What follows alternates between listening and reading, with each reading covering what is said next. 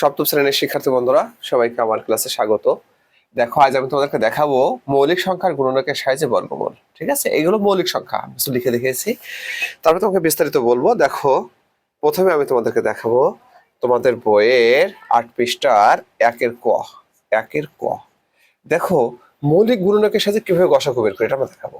কত আছে আমাদের? ১৬৯। এখানে দেখো এটার উৎপাদক করতে হয়। এখন উৎপাদকে কোনগুলো আসবে? দেখো এই মৌলিক সংখ্যার যে কোনো একটি আসবে।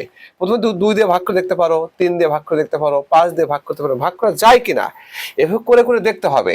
দেখো ১৬৯ একে কিন্তু ২ দিয়ে ভাগ করা যায় না। দেখো এটাকে কিন্তু ৩ দিয়েও ভাগ করা যায় না, ৫ও ভাগ হয় না। ৭ ৭ ২ ১৪, দেখি আমি ১ ৬ একে ৭ দিয়ে ভাগ করে দেখি।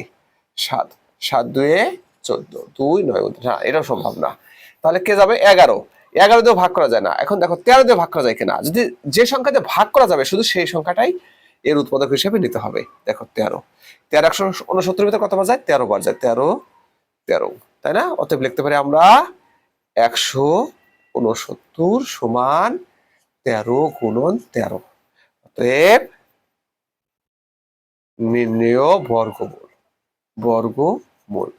তাহলে বর্গমূল কি হবে? দেখো এই যে জোড়া হয় ১৩ গুণন ১৩ হবে। ঠিক আছে, মানে এইটা আর এটা, এই যে ১৩ গুণন ১৩, ঠিক আছে, এই জোড়া থেকে একটি আসবে, একটি আসলেই সেই সংখ্যাটাই বর্গমূল, তাই না? দেখো আমরা মৌলিক গুণনকের সাহায্যে বর্গমূল দেখালাম কিভাবে। মৌলিক সংখ্যা তো আমরা চিনি, যে সংখ্যার গুণনক ২টা তাকে মৌলিক সংখ্যা বলা হয়। দেখো ২ ৩ ৫ ৭ ১১ ১৩ ১৭ ১৯ ২৩ এরা সবাই মৌলিক সংখ্যা, সবাই কি মৌলিক সংখ্যা। তো মৌলিক গুণনকের সাথে কিভাবে করবো আমরা? তাহলে যে সংখ্যাটার বর্গমূল বের করবো সেই সংখ্যার উৎপাদক বের করবো। তবে এখানে অবশ্যই উৎপাদকে কি নিতে হবে? মৌলিক সংখ্যায় নিতে হবে। ঠিক আছে, যেন আমি তোমাকে আরেকটা উদাহরণ দিয়ে দেখালে তোমাকে বোঝাতে পারবো আরো ভালো। দেখো যদি আমি ১৬ গুণফল এই বের করি, তোমার বর্গমূল বের করে, দেখো ২ দিলে কত হয়? ৮। দেখো ২ দিলে কত হবে? ৪। ২ দিলে কত হবে? ২। অতএব ১৬ সমান আমরা লিখতে পারি ২ গুণন ২ গুণন ২ গুণন ২। তাহলে দেখো এক জোড়া, দেখো ২ জোড়া হয়েছে। এখন লিখতে পারি অতএব বর্গমূল কত হবে? দেখো প্রতি জোড়া থেকে একটি করে আসবে। ২ ২ আছে, এখান থেকে ২ আসবে, গুণন এখানে ২ ২ আছে, এখান থেকে ২ আসবে, সমান ৪। এই দেখো ৪ বর্গমূল। এখন দেখো তুমি যদি ভাবো যে এই ১৬ উৎপাদক এভাবে করবা, ৪ নিবা, ৪ ৪ ১৬, তাহলে কি হবে? নো, এভাবে হবে না। অবশ্যই তোমার মৌলিক সংখ্যা নিতে হবে। তুমি তো ৮ও নিতে পারতে, দেখো এখানে ৮ নিতে পারতে, ৮ ২ ১৬। এভাবে হবে না, অবশ্যই উৎপাদকগুলো এই মৌলিক সংখ্যার কোনো না কোনো একটা নিতে হবে। ঠিক আছে, মৌলিক সংখ্যা দিয়েই ভাগ করতে হবে। ঠিক আছে, তো আমি তোমাদের বইয়ের খ দেখাচ্ছি। দেখো খতে আছে হলো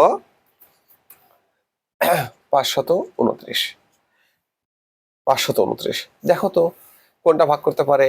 ২ ৩, তুমি ২ দিয়ে ভাগ করে দেখবা, ৩ দিয়ে ভাগ করে দেখবা, ৫ দিয়ে ভাগ করে দেখবা, ৭ দিয়ে ভাগ করবা, ১১ দিয়ে ভাগ করবা, ১৩ দিয়ে ভাগ করে দেখবা। ঠিক আছে, এভাবে উৎপাদকগুলো নিয়ে দেখবা যে আসলে ভাগ করা যায় কিনা। সর্বশেষ দেখো আমি ২৩ দিয়ে ভাগ করে দেখি। হ্যাঁ, ২৩ যায়। ২৩ আর ২৩ গুণ করলে কত হবে? দেখো ৫২৯ হয়, ২৩ই যায়, তাই না? লিখতেছি আমি অতএব বর্গমূল কত সরি দুঃখিত, আগে এটা করে নেবা। ৫২৯ সমান ২৩ গুণন ২৩। এখন লিখবা অতএব বর্গমূল বা নির্ণেয় বর্গমূল কত হবে? প্রতি জোড়া থেকে একটি আসে, সেটাই হচ্ছে বর্গমূল। এই দেখো ২৩। ঠিক আছে, আমি তোমাদেরকে এখন গোয়া করে দেখাবো। গতে কত আছে তোমার? ১০০, তোমার কত? গ ১৫২১। দেখো কত যায়? প্রথমে ৩ যায়, ৩ ৫ ১৫ ০ ৭, তাই না? তারপর কে যাবে? আবারও ৩ যায়, তাহলে কত হয়? ১ ৬ ৯। তারপরে কত যায়? দেখো তোমার ১৩ যাবে, তাই না? ১৩ ১৩ ১৬৯। অতএব ১৫২১ সমান ৩ গুণন ৩ গুণন ১৩ গুণন ১৩। দেখো এটা এক জোড়া হয়েছে, এটা এক জোড়া হয়েছে, তাহলে আমরা লিখবো অতএব নির্ণেয় বর্গমূল। বর্গমূল কত হবে? প্রতি জোড়া থেকে একটি আসবে, এখান থেকে 3 আসবে আর এখান থেকে 13 আসবে, তাহলে কত হয়? 3 13 39। ওকে, তারপরে দেখো শেষটা ঘ নম্বরটা দেখাবো, তোমাদের দেখাচ্ছি। ঘতে আছে হলো 11,025। উৎপাদক বের করে দেখো, প্রথমে কত যায়? 5 যায়, 5 গেলে কত হয়? 2 2 0 5। তারপরে তুমি আবারও 5 নাও, উৎপাদক গুলো কত হবে তোমার?